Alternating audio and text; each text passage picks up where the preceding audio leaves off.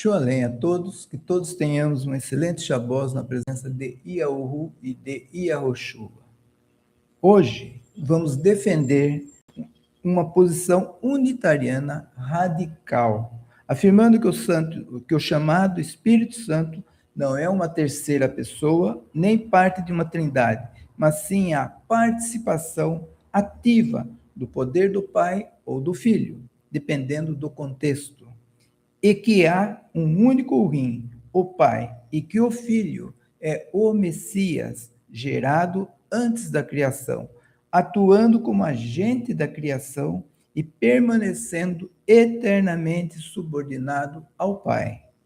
E, portanto, Pai e Filho é que são espíritos e santos. Vamos então ao nosso sermão.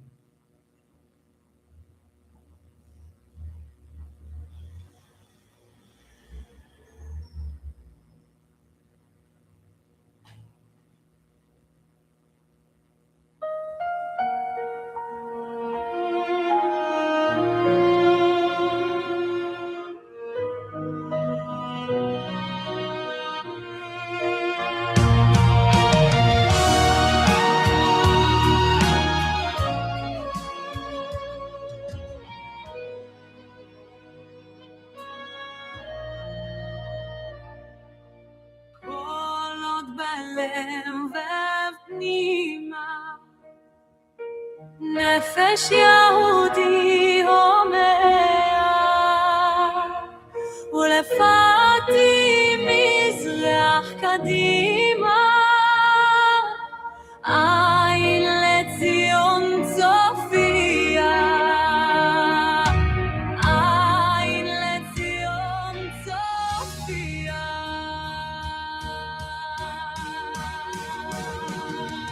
עוד לא אבדה תקוותנו התקווה בת שנות אלפיים להיות עם חופשי בארצנו ארץ ציון וישוע ילאים ארץ ציון וישוע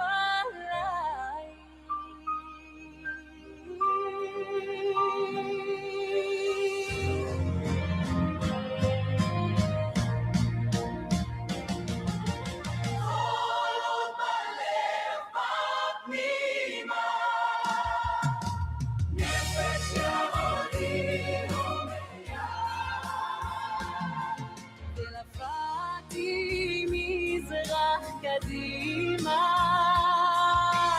אין לציון צופיה אין לציון צופיה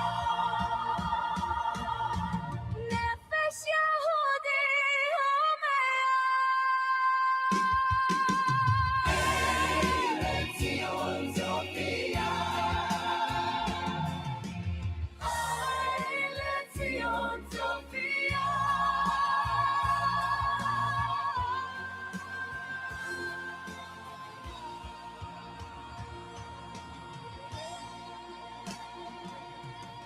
עוד לא אבדה תקוותנו התקווה בת שנות אלפיים להיות עם חופשי בארצנו ארץ ציון וישוע ילאים ארץ ציון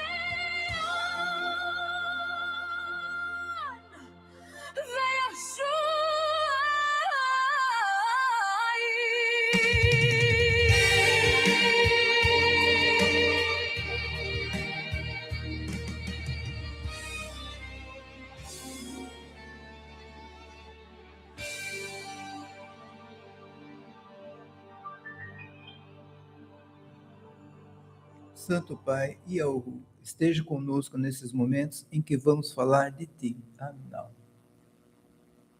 Uma aberração chamada Santo Espírito, ou Espírito Santo. Irmão, o que você vai ouvir aqui vai deixar você aterrorizado, se bem que você poderá, usando a sua Bíblia, contestar tudo aqui nas nossas mensagens. No entanto, não é Ezequiel 33, verso 8 e 9, que exige que eu fale sobre esta verdade. E mais, vou usar muito a palavra Deus, mas sempre entre aspas. Durante a semana eu preparei um vídeo sobre esse tema e polemizou bastante. Por isso eu resolvi trazer também esse mesmo tema hoje, para a gente poder passar para vocês. E, lembrando, o texto tem muitas passagens bíblicas, muitas citações. Portanto, o ideal é que vocês baixem o texto, ou através do nosso site, ou aqui na descrição do vídeo, que eu já coloquei também o link, para que você possa baixar o texto em PDF e examinar cada referência. Ou durante a hora que você estiver assistindo. Depois, posteriormente, esse vídeo pode ir dando pausa e anotando as referências. O importante é examinar cada uma delas. Bem, para as testemunhas de Jeová, o Espírito Santo não é uma pessoa, nem parte de uma trindade, mas sim a força ativa de Deus. Jeová, para eles. Apesar de que este nome é inexistente nas Escrituras, assim como todos os nomes próprios traduzidos e que são escritos com a letra J, pois esta letra só foi criada por volta de 1500 anos depois da cruz. Mas ele é interpretado como o poder em ação de Deus. É descrito como uma energia invisível, impessoal, usada para cumprir a vontade divina, como se fosse algo de lado. Criar o universo e capacitar seus membros. Eles não aceitam trindade, mas colocam o Espírito como se fosse algo à parte. Percebe? Para eles, o tal Espírito Santo é algo separado e que é usado para criar tudo, inclusive o universo. Mas faço uma pergunta para eles, ou até mesmo para você, que ainda está aqui nos ouvindo. Quem criou o ser humano? A resposta não será a sua resposta, mas sim o que lemos em Elcanã, em João, capítulo 1, entre os versos 1 e 3 e o verso 14. Em Hebreus, capítulo 1, entre os versos 1 e 2, e Colossenses 1, de 15 a 20. Sim, o Criador de tudo foi o Filho unigênito, o nosso Messias, o Verbo que se fez carne. Não crê nisto? Leia 1 Coríntios capítulo 8, versos 5 e 6. Continuando sobre o Espírito. Esses são os pontos-chave sobre o Espírito Santo na visão das testemunhas de Jeová. É a força ativa, entendido como o poder de Deus, comparado a vento ou energia invisível, mas com efeitos visíveis. Não é uma pessoa, diferente da visão cristã tradicional, que todo mundo crê. As testemunhas de Jeová negam que o Espírito Santo tenha personalidade, consciência ou sentimentos. A tradução do Novo Mundo, a Bíblia deles, frequentemente traz espírito do hebraico ruach e do grego pneuma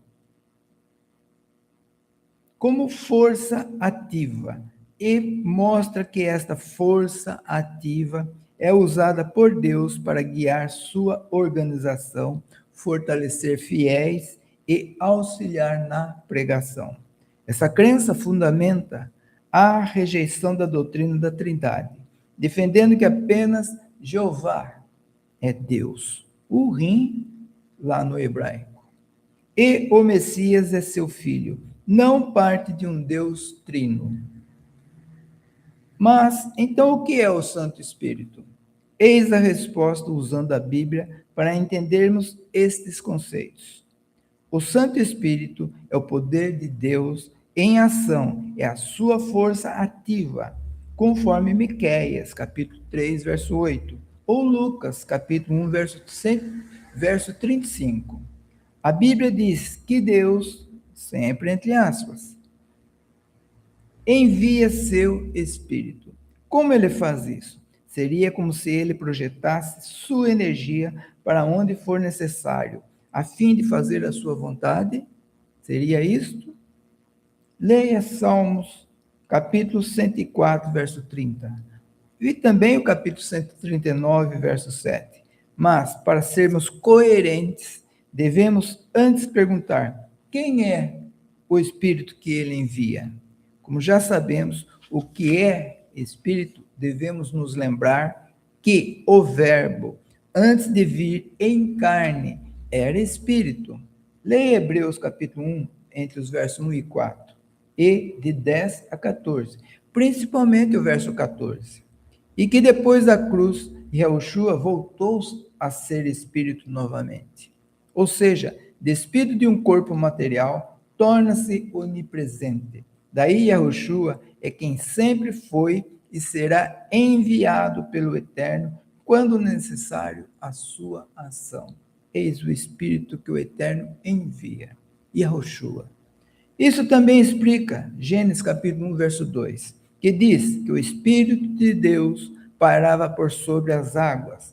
Mas, na Bíblia, essas palavras podem ter outros significados, como fôlego, lá em Gênesis capítulo 2, verso 7, Hebreus 2, 19 e Apocalipse 13, verso 15.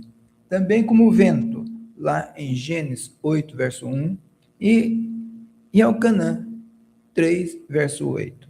É a energia da vida presente nos seres vivos. Todos. Gênesis 6, 17. E também a atitude ou disposição de uma pessoa, conforme Números 14, 24. Ainda temos antes que são puros espíritos, ou melhor, entes, pessoas, seres, que são puros espíritos, como o Pai, desde a eternidade, e agora, repito, depois da ressurreição, o Filho. Elcanã 4, 24 e Atos 20, verso 28. Os anjos também o são. 1 Reis, capítulo 22, 21 e Hebreus 1, 14. Lembra-se que eu dei ênfase no verso 14? Todos esses significados possuem a mesma ideia, algo invisível aos olhos humanos, que produz um efeito visível. Do mesmo modo, o rim, igual ao vento, é invisível, imaterial e poderoso. A Bíblia se refere também ao Santo Espírito como as mãos ou os dedos de Urim. Salmo 8, verso 3, 19, verso 1 e Lucas 11, verso 20. Leia também Mateus 12, 28. Assim como um artesão usa as mãos e os dedos para fazer o seu trabalho, o Pai age através do Filho para produzir resultados como o universo, conforme Salmos 33, verso 6, Isaías 66, verso 1, e a Bíblia, segundo Cafos, segundo Pedro 1, verso 20 e 21. Os milagres também e a pregação zelosa que os servos dos tempos antigos fizeram, conforme Lucas 4, 18. Atos 1, verso 8 e 1 Coríntios 12, verso 4 a 11. E nas boas qualidades que as pessoas que obedecem a Urim demonstram, conforme Gálatas 5, 22 e 23. O Santo Espírito, portanto, não é uma pessoa, independente, é a ação do Pai ou do Filho, dependendo do contexto da passagem, e não é por se referir ao Espírito como tendo, entre aspas, mãos, dedos, ou até sentimentos ou atributos próprios dos seres humanos, tais como fala, geme, etc., que o Santo Espírito seja uma pessoa. A Bíblia também compara o Espírito com a água. Voltando, a Bíblia se refere também ao Santo Espírito como as mãos ou os dedos de Urim. Através do Filho, ele então produz vários resultados, o universo, como vimos, e, portanto, o Espírito não é uma pessoa, é a ação do Pai ou do Filho, dependendo do contexto da passagem. E não é por se referir ao Espírito como tendo, entre aspas, mãos, dedo ou até sentimentos ou atributos próprios dos seres humanos, tais como fala, geme, etc., que o Santo Espírito seja uma pessoa. A Bíblia também compara o Espírito como a água, e ele é às vezes associado com coisas como a fé e o conhecimento. Essas comparações mostram a natureza impessoal do Santo Espírito. Leia Isaías, capítulo 44, verso 3, Atos 6, verso 5 e 2 Coríntios, capítulo 6, no verso 6. Essas passagens falam disto. Mas a Bíblia sempre personifica o Santo Espírito, e isso não prova que ele é uma pessoa? Sim, as Escrituras às vezes personificam o Santo Espírito. Por exemplo, quando o apóstolo Elcanã citou as palavras do Messias, ele personificou o Santo Espírito como ajudador, paráclito, que daria evidência, guiaria, falaria, ouviria, declararia e glorificaria. E receberia também, lá em Elcanã, capítulo 16. Mas isso não prova que ele seja uma pessoa, exceto que ele falava do próprio Messias em espírito, que agiria desde então. Não fora esta a promessa do Messias, lá em Matitiahu 18, verso 20? Vamos ler. Pois, onde se acham 2 ou 3 reunidos em meu nome, que nome, irmãos? Aí estou eu no meio deles. Como isso? Em espírito, desde o Pentecostes. No entanto, a Bíblia também personifica a sabedoria, a morte e o pecado. Lá em Provérbios, capítulo 1, verso 20, em Romanos 5, 17 e 21. E veja, a Bíblia fala que a sabedoria tem obras e filhos, e o pecado é descrito como seduzindo, assassinando e produzindo cobiça. Leia Matitiahu 11, 19, Lucas 7, 35 e Romanos 7, verso 8 e 11. Mas antes de continuarmos, Paulo, ou melhor, Shaul, lá em 2 Coríntios capítulo 13, entre os versos 4 e 8, traz cerca de 14 qualidades humanas do amor. No entanto, ninguém ousa dizer que o amor seja uma pessoa. Leiam lá. E observem, a Bíblia traz o nome de Deus, entre aspas, Yahu, que é como se lê o tetragrama, e de seu filho, Yahushua, corrompido como Jesus, o nosso Messias. Mas, em nenhum lugar, ela diz que o Santo Espírito tem um nome. Leia Isaías, capítulo 42, verso 8. Leiam lá. E leia também Lucas, capítulo 1, verso 31. E compare com Elcanã 17, verso 11 e 12. Quando o mártir cristão Estevão teve milagrosamente uma visão do céu, ele viu apenas 2 pessoas, não 3. A Bíblia diz: ele, cheio do Santo Espírito, fitou os olhos no céu e avistou a glória de Urim e o Messias em pé à direita dele. Atos 5, 7, verso 55. O Santo Espírito era o poder do Criador em ação, e foi por meio deste que Estevão recebeu a visão. Mas o Santo Espírito é uma pessoa, e é parte da Trindade, como mostra o texto de Elcanã, 1 João, primeira carta de João, capítulo 5, entre os versos 7 e 8, na versão Almeida, não é? Está lá na Almeida. Embora algumas versões da Bíblia, como a Almeida, incluem em 1 Elcanã 5 as palavras no céu, o Pai, a palavra e o Espírito Santo. E esses 3 são um. E 3 são os que testificam na terra. Tradutores descobriram que esse trecho não foi escrito pelo apóstolo Elcanã, e sim por volta do 5º século, não fazendo então parte da Bíblia. Mas então, vem você. Mas o batismo em nome do Espírito Santo não prova que ele é uma pessoa? A Bíblia, às vezes, usa a expressão em nome de para representar poder ou autoridade. Deuteronômio 18, verso 5 e Esther 8, verso 10 são alguns exemplos. É o mesmo caso da frase em nome da lei. Ela não quer dizer que a lei é uma pessoa. Quando algum trinitariano é batizado no nome do Espírito, do Santo Espírito, do Espírito Santo, ele reconhece o poder e a função desse seu terceiro Deus em realizar a vontade de Deus. Mas em Mateus 28, 19, a tal fórmula batismal trinitariana, se for autêntica, é uma simples menção de três coisas juntas. Não que seriam coiguais e coeternas. São citadas outras sequências desse tipo, mencionando juntos, lá, por exemplo, em 1 Iatã, 1 Timóteo 5, 21, em Mateus 16, 27, em Marcos 8, 38, Lucas 9, 26, sempre três coisas citadas juntas.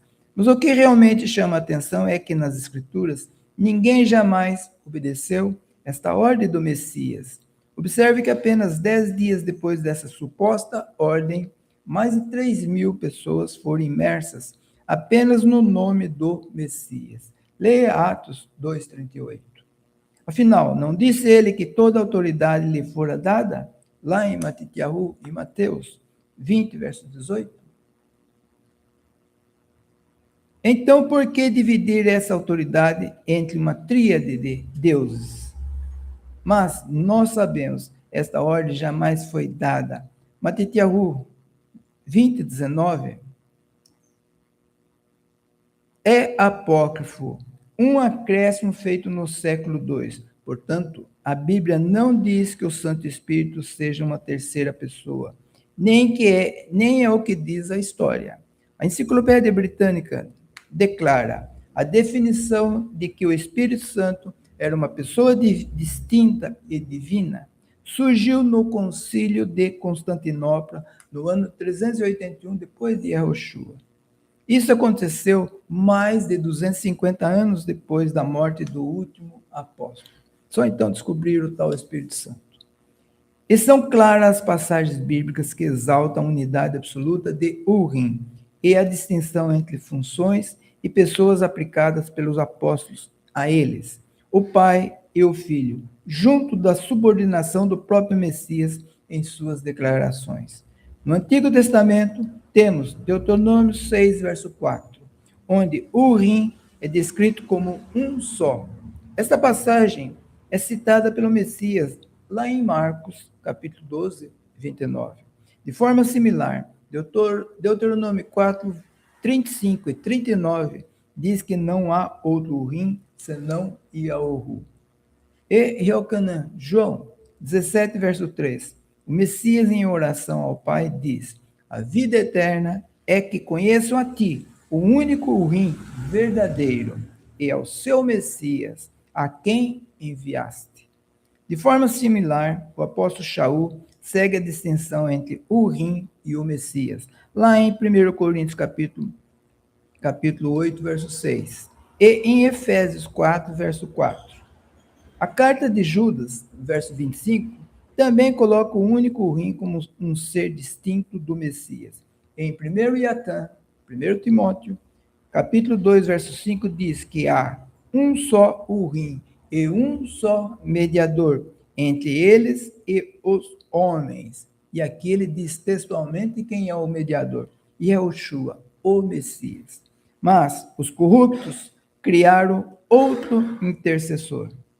E lendo as Escrituras, sabemos que o Messias, diferente de Urim, teve um início, foi gerado antes da criação, baseando-se em textos como Colossenses capítulo 1, verso 15 e Apocalipse 3, 14.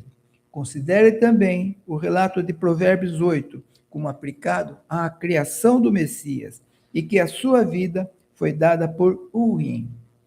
Yohanan 5:26 e o capítulo 6:57 diz isso. Vemos também que o próprio Messias se colocava como submisso ao Pai, em e Elcanã 5, nos versos 18 e 19. E que tinha limitações em relação ao poder do Pai, quando esteve entre nós. Leia Marcos 13, 32 e Lucas 22, 42. Lemos também que o Messias tinha o Pai como seu Urim em Elcanã, capítulo 20, verso 17. E que os cristãos primitivos também entendiam isto. Leia Efésios 1, 17. Portanto, o Messias é o Filho de Deus, o Urim, irmãos, e é o unigênito, primeiro na criação, e que é a única feita exclusivamente por Urim. Pois o Messias aparece como sendo o meio, o verbo da criação, em textos como Colossenses 1,16 e em Elcanã 1, verso 3.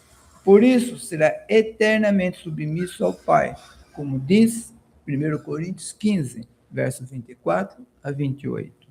No entanto, temos que Gênesis, capítulo 1, verso 1 e 26 e 27, é usado como base trinitária para a suposta pluralidade da palavra Deus, no hebraico, Urim, corrompido como Elohim. Mas a melhor compreensão dessa palavra, que significa criador, é criador, é que quando ele se aplica ao Pai, trata-se de um superlativo. Urim é um superlativo, do tipo branco, branquíssimo. Além disso, a frase no plural, na criação, o façamos, é vista como uma fala de Deus, Urim, com suas obras, com suas outras criaturas pré-mundo, como o Messias e os anjos, usando textos como de Colossenses 1,15 e Apocalipse 3,14, para a criação do Messias, e Jó 38, verso 4 a 7, para a criação dos anjos. No entanto, quem frequentou os bancos escolares bem sabe que duas pessoas juntas já se exige uma palavra no plural. E o pai e filho, na criação, onde o verbo, o filho, criava e o pai aprovava. E isto é bom. Temos também Gênesis 18 e 19, os três homens que aparecem a Abraham. Não simbolizam uma trindade como eles querem, mas anjos que representavam a Deus, o Rim, com base em outra ocasião registrada lá em Êxodo, capítulo 3, verso 2 e 6. Além disso, se destaca o fato de que um dos homens permanece com Abraham e os outros vão para Sedoma, no capítulo 19, e afirma ter sido enviados por lá naquele capítulo, no 19, verso 13. Aqui vale lembrar que de Micaú, Miguel, em Daniel, capítulo 10, verso 13, que mostra que, quando necessário, Yahushua vinha na forma de um anjo para poder ser visto pelos homens, lutando com Jacó, escrevendo as tábuas da lei e em outras ocasiões. Bem, aqui temos que fazer mais algumas considerações. Considerações que, se não forem bem compreendidas, darão razão à nefasta doutrina do modalismo. No Antigo Testamento, nas nossas traduções, onde aparecia o tetragrama, este foi substituído por Senhor, em letras maiúsculas, para não se confundir com o Senhor, o tal de Jesus, lá no Novo Testamento. No entanto, em centenas de passagens que aparece a palavra Criador, no hebraico, sabemos que esta palavra também foi trocada pela palavra El, que é o nome do pai de Baal, o qual significa Senhor. Este é o seu Senhor? Bem, sabemos que o Criador é o Filho, mas para os judaicos, detentores da Torá, é Yahu. Para eles não existe pai e filho. Lá, tudo é Yahu, conforme Deuteronômio 6. Então, aqui, quem enviou os anjos até Sedoma foi o Criador, Yahushua, que ficou conversando com Abraham.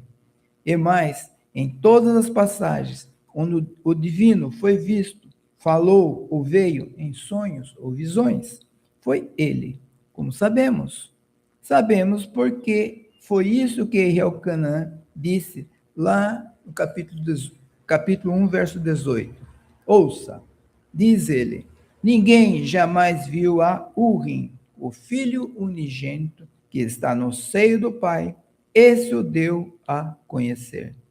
Aqui temos mais uma das manipulações em prol da Trindade.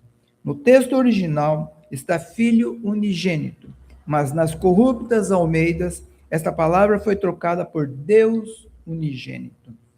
Bem, nem mesmo esse é o ponto principal dessa passagem. O que realmente está escrito ali é que ninguém jamais viu a Urim. Ninguém é ninguém. Então isso comprova que quem sempre esteve entre nós, lá no Antigo Testamento, foi Yahushua. E Paulo, isto é, Shaul, comprova isso em 1 Coríntios capítulo 10, entre os versos 1 e 4. Bem que poderíamos trazer aqui o verdadeiro sentido de Isaías 6, verso 3, de Jeremias 22, verso 29, Ezequiel 21, 27, ou de Isaías 9, verso 6, Jeremias 23, versos 5 e 6, ou de Matitiahu, Mateus 1, 23. Mas talvez seja interessante falarmos de Elcanã 1, verso 1, que diz nas Almeidas, no princípio era o verbo, e o verbo estava com Deus, e o verbo era Deus. A interpretação de que Jesus seria Deus é sempre retirada desse texto e é entendida pelos unitários como um qualitativo, devido à diferenciação gramatical das ocorrências da palavra Deus, em grego, no versículo. Veja, o texto correto não é era Deus, mas sim era com Deus.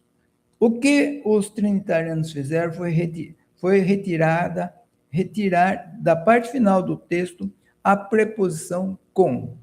Mas o que Elcanã trouxe aqui foi o de que era sempre com o Urim, seu pai, sempre unidos em um só propósito.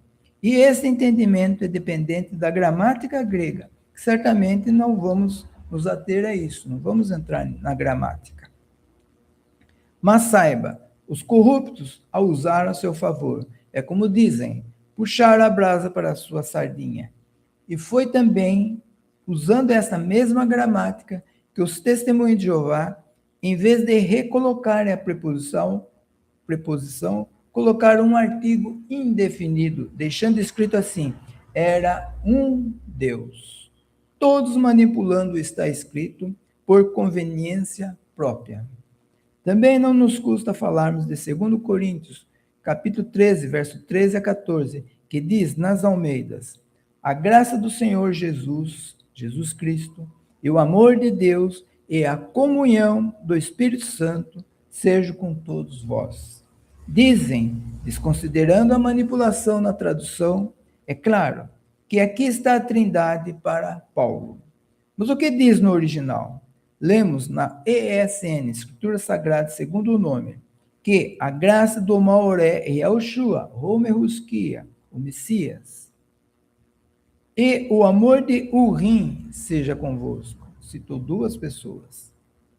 E que este mesmo Kodshua, Rukha, esse mesmo Santo Espírito, de quem ele falou, esteja em vosso íntimo. Sim, este era o desejo de Shaul, que Yahushua esteja em seu íntimo, sem trindade.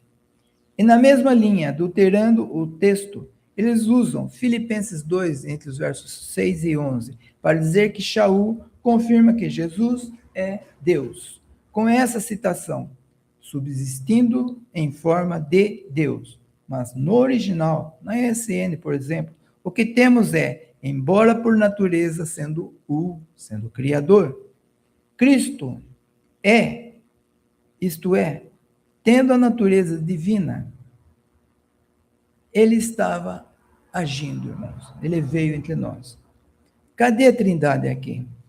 Mas em 1 Timóteo, capítulo 3, 16, nas Almeidas, está assim, saibas como se deve proceder na casa de Deus, a qual é a igreja do Deus vivo.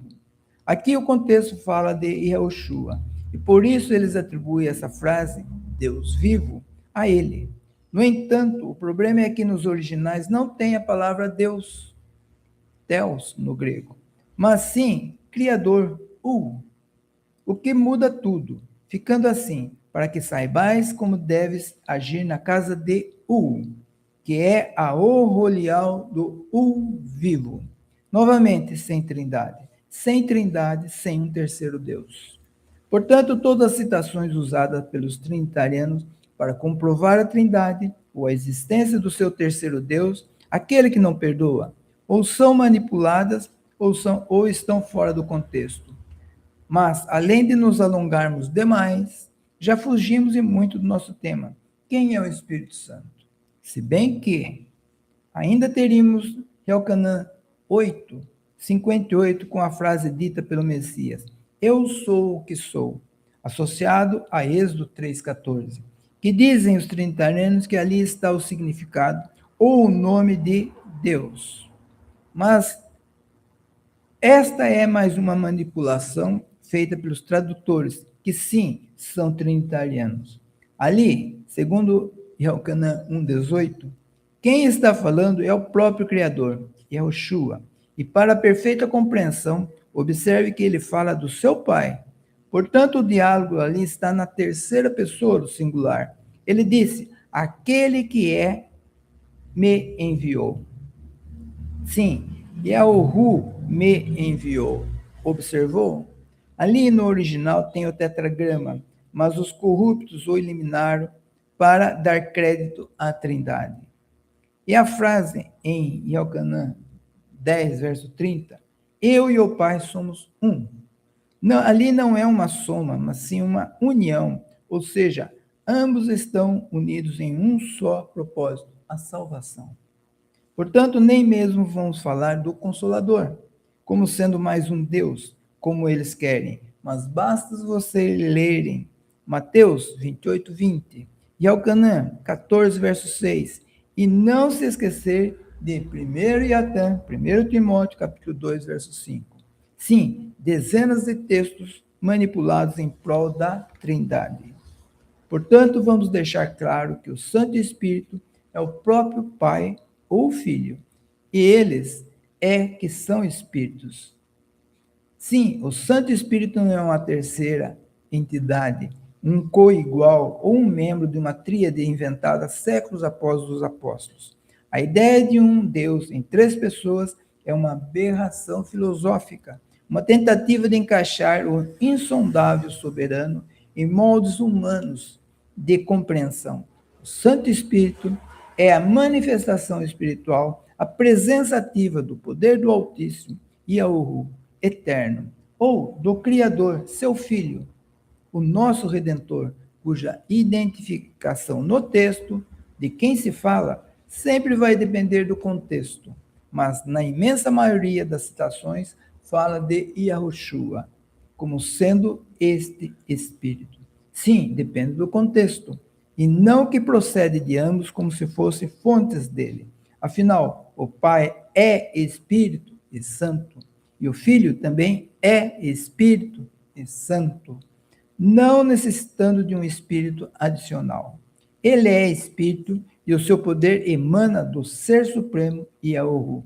Esta é a energia divina que permeia a criação na própria ação de Urim em Yahushua, desde o início do mundo, conforme lemos em Elcanã 14:28. Então, em vez de usar energia, use poder.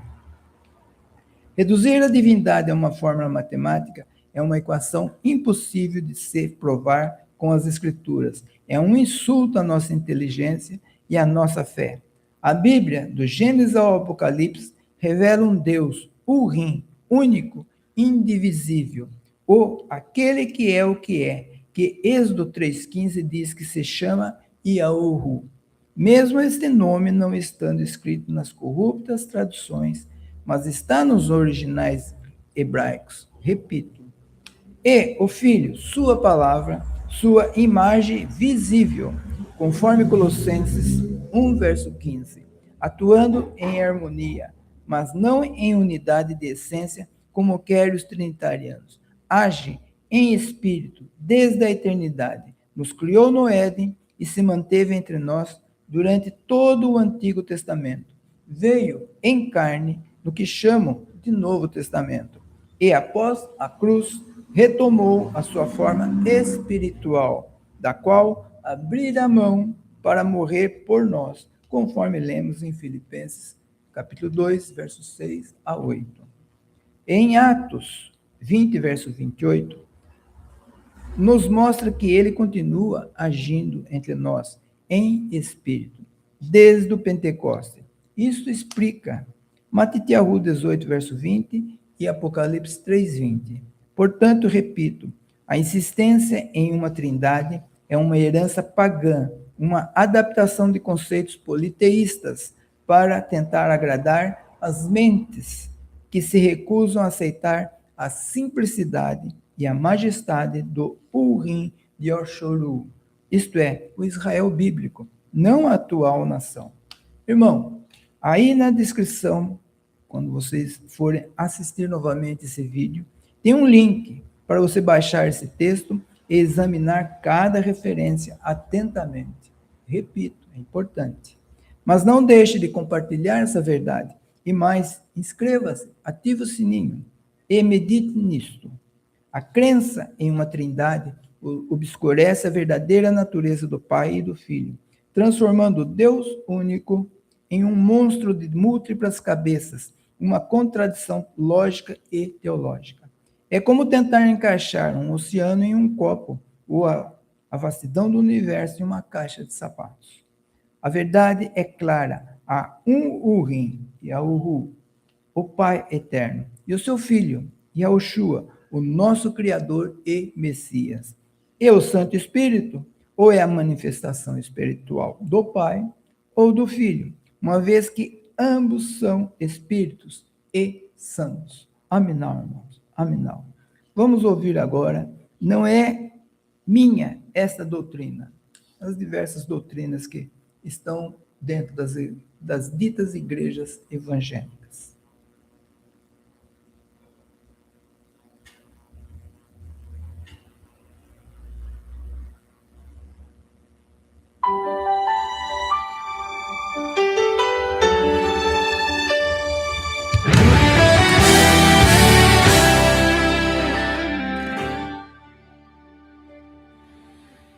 Yahushua fortalecendo-se, ia crescendo, cheio de sabedoria, o rim sempre o mantendo. Em seu bar mitzvah foram todos na Páscoa da cidade, e ficou um menino em Yasholém, em sua pouca idade. Há um dia de jornada, o procuravam entre os parentes e nada.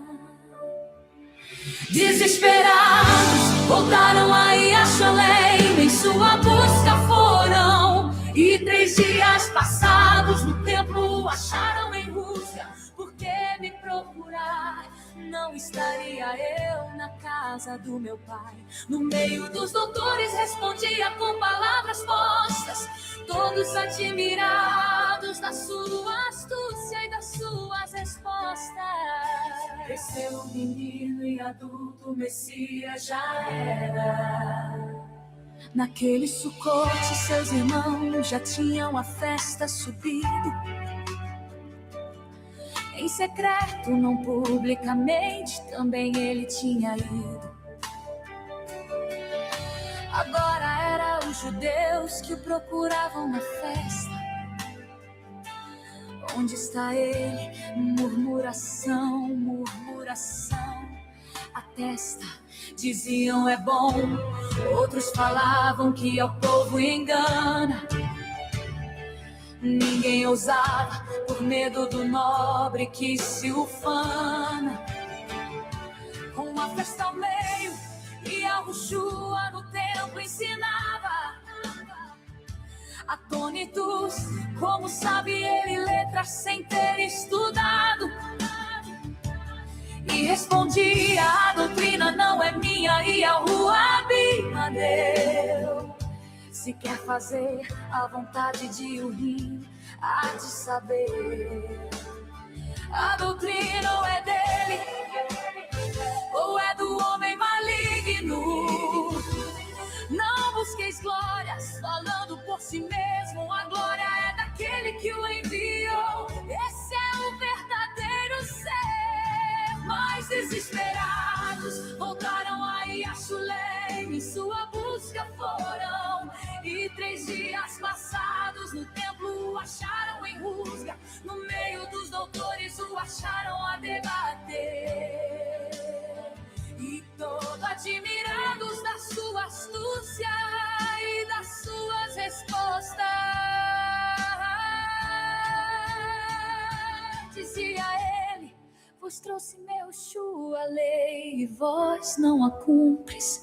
Procurais matar-me dizendo que tenho demônio, mas uma só obra fiz, e todos vós admirais por causa disto.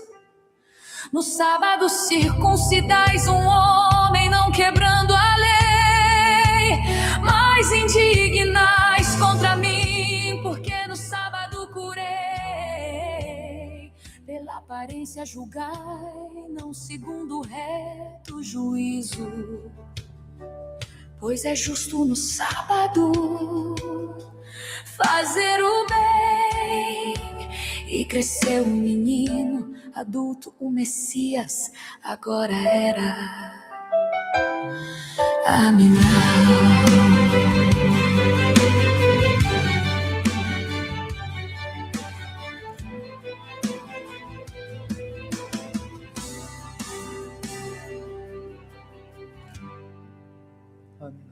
Oremos. Santo Pai Yahu, somos gratos por nos ter permitido examinar o que está escrito e ter encontrado a verdade ocultada por pessoas a serviço de Satã. Ventos e mais ventos de doutrinas imperam em todas as igrejas que se dizem cristãs e que seguem uma tríade de deuses do paganismo. Nos livramos deles, mas nossos irmãos insistem no erro. Ajude-nos a levar a sua vontade para eles e para os nossos amigos e familiares, para que a verdade mude o destino deles, o lago de fogo. Esta é a minha oração e a faço em nome de Yahushua. Aminal, aminal. Irmãos, que todos nós tenhamos um excelente Shabbos, fim de Shabbos, e que a semana que se aproxima seja repleta de bênçãos para todos nós. Aminal.